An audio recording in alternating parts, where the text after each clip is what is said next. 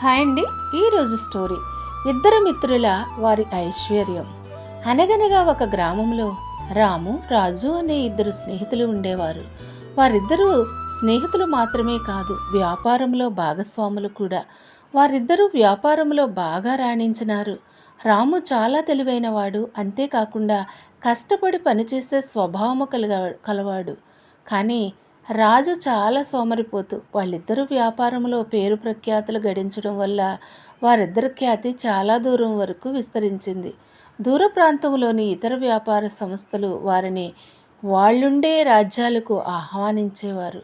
వారి ఆహ్వానాలను స్వీకరించి వారిద్దరూ కూడా ఆయా రాజ్యాలకు వెళ్ళి వారి వ్యాపార మెలకువలను నేర్పించి తిరిగి వచ్చేటప్పుడు భారీగా ధనాన్ని వారితో తెచ్చుకునేవారు.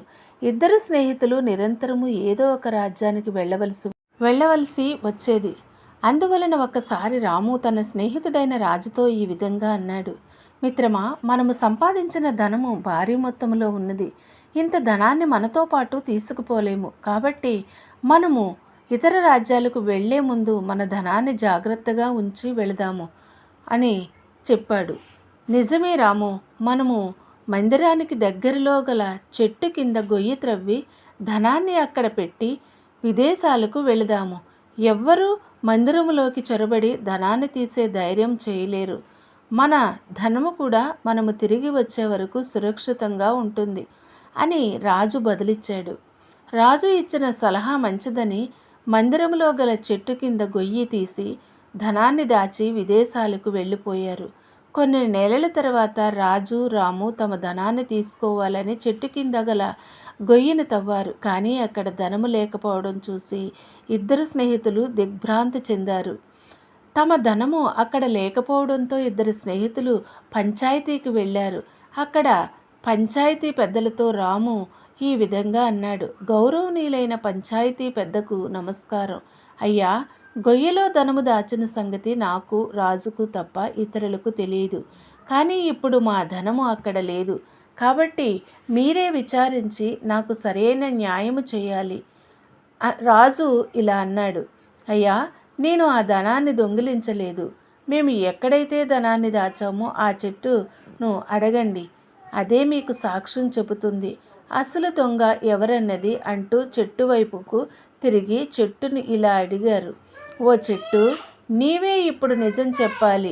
ఆ మాటలకు చెట్టు నుండి ఒక స్వరము వినబడింది. అయ్యా, ఈ రామునే అసలైన దొంగ. అతనే ధనాన్ని అంతా దొంగిలించాడు. ఇప్పుడు మోసం చేయాలని చూస్తున్నాడు.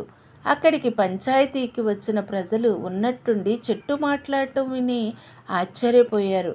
అందరూ రామునే అసలైన దొంగని నిర్ధారణకు కూడా వచ్చారు. అప్పుడు రాము మండుతున్న ఒక కట్టె తీసుకుని సంఘం ఎండైన చెట్టు యొక్క మధ్య భాగంలో నిప్పులంటించాడు.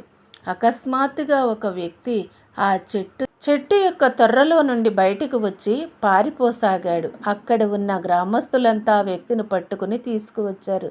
తీరా చూస్తే ఆ వ్యక్తి ఎవరో కాదు, రాజు తండ్రి. అప్పుడు అందరికీ అసలు నిజం ఏమిటో తెలిసింది. రాజునే అసలైన నేరస్తుడు. అక్కడ గల పంచాయతీ పెద్ద ఇతర గ్రామస్తులు రాజు వద్ద నుండి మొత్తం ధనాన్ని స్వాధీనపరుచుకొని రాముకు ధనాన్ని అందించారు.